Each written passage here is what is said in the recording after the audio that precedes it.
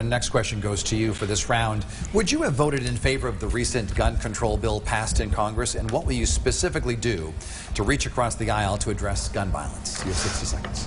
Thank you. Yes, I would have voted for that bill, and the best part of the bill was the money that was going to mental health and school security. When we had a tragedy in Connecticut after the Sandy Hook shooting, there was a bill in the Connecticut legislature, and I was there at that time. And I know that there are people that agree with it and disagree with it, but I supported it because I believe in common sense gun control. But I will say this, one of the biggest things we can do for gun violence in this country is put money into mental health and school security, making sure our schools are secure and properly locked down. My brother-in-law was a school resource officer himself in a school for 4 years, and he was actually part of stopping a human trafficking ring because one of the students came to him. Those are things we need to do. We need to make sure schools are locked, the doors are closed, very common sense things, but we have school security officers in there, and we make sure we're dealing with children and adults' mental health issues. Thank you for your answer. Mr. Lamage, would you have voted for that gun control bill? Look, there's a problem with gun violence in our nation, and 99.9% of the people who legally own a weapon are not committing crimes in the United States. Personally, I'm a Second Amendment guy. I do have a concealed carry permit, and in order for me to obtain a weapon, I had to take a course. I was trained properly. Then I had to go to local police. I was fingerprinted. They did a background investigation on me. Then I went to the state police. Now, as far as the mental health problem that we have in this country, I think that enforcing the law properly against illegal guns in this country, law and order is extremely important, and I would support that. Mental health, sure, I would support that. Now, when it comes to curtailing Second Amendment rights, FAM has voted against, supported curtailing the Second Amendment rights when we had the tragedy in our state, and we have to be very careful because Second Amendment is it's there to make sure that ordinary citizens like you and I are able to exercise protecting our families and ourselves. But yes or no, would you have voted for the gun control bill? Not the entire bill, because it's a bill that has over 2,000 pages in it. I don't think any one of the senators actually read the bill.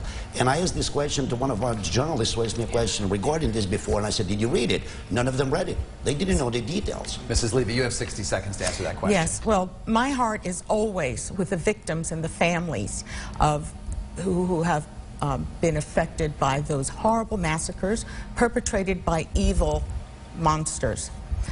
But the answer is not in penalizing law-abiding citizens by removing their Second Amendment rights.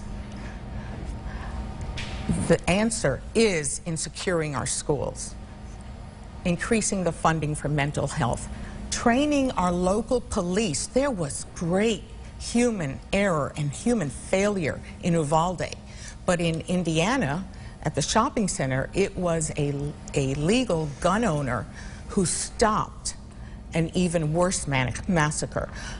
The problem is not legal, law-abiding citizens. The problem is criminals. And we must enforce the laws. We must end the revolving door justice. I am the law and order candidate. I would not have defunded the police. I would not have removed their qualified immunity and caused a shortage of qualified cops throughout the country, but including in Connecticut. That is the problem, not the law-abiding gun owners. I will always carry on and support their Second Amendment rights. Would you have voted for that bill? No, I would not in this form, because it did not provide due process for removing a law-abiding citizen's gun based on rumor and innuendo. At this point in the debate, we're going to take a 2-minute break, give the candidates a break. We're going to follow up with another question. Oh, sorry. I thought you said we're taking a break. That's okay. That pertains to guns. It's live television. No worries. It's a Cuban-American in me, like Marco Rubio. Well, this question is going to go to Ms. Levy. What do you think needs to be done to protect schools in our state? Would you arm teachers? I would train teachers if they chose to be trained, and I would have somebody in the school who is trained and able to carry. Absolutely. These evil monsters attack places where they know nobody will be able to fire back. And as I said, in Indiana, it was an armed citizen who stopped that shooter. Again, my opponent voted for the very restrictive gun legislation that really takes away the Second Amendment rights of law-abiding citizens. It's the law-abiding citizens who are the ones that are paying the price for that, with the increasing crime, revolving door justice system, and the shortage of cops. We're going to let you answer and rebut, but first we're going to go to Mr. Lumage to answer that question. Would you arm teachers? Look, 2018, I was here doing an interview with Mr. House, and when I brought it up that we have school resource officers who would be able to protect our children, at that time nobody embraced that. And right now we have school districts actually in our state that are embracing the theory that I brought up in 2018, and I would support that.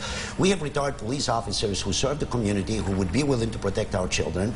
We have military personnel who retired who would be willing to do that and do an excellent, outstanding job. So I would support doing that. Instead of sending $40 billion to Ukraine, I think we should spend a couple of $1 billion to protect our children. We protect the president with guns, the vice president with guns, we protect the governor, even the banks, and some grocery stores have security guards, armed security guards. Yet our children, the most precious commodity that we can have, it has a piece of paper that says gun-free zone.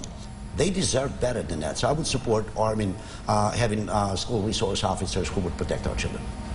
Ms. Claridis, would you like to answer the question? Would you arm teachers? Thank you. Yes, as I mentioned before, I am a big supporter of school resource officers. I've been involved with the police in my district and in this state for over 22 years. That's why I have been endorsed by the Connecticut State Police, and I have been endorsed by the Fraternal Order of Police, as opposed to my opponent who tried to get the endorsement, but I got it. That's why I am the law and order candidate. But I will say this. It's important to understand that it's easy to say what you will do, but I can show you what I have done. And I understand that these are difficult issues, and we don't all agree on all of them. I support the Second Amendment, as I do all the amendments in the Constitution. I am a almost 30-year pistol permit holder. I believe in people's rights, but I also believe in reasonable laws, too. And when we see tragedies occur, I understand we cannot pinpoint every time a tragedy occurs exactly what would have stopped it, but I think we can pinpoint the mental health and the school security point. So I have already supported for many years arming school resource officers in those schools. Again, I have seen firsthand through my brother-in-law how that's worked, and working with law enforcement throughout this state. And I think we have to do everything we can to protect our children and give them a safe environment to live and work in. Ms. Levy, would you like to respond? Yes, I would.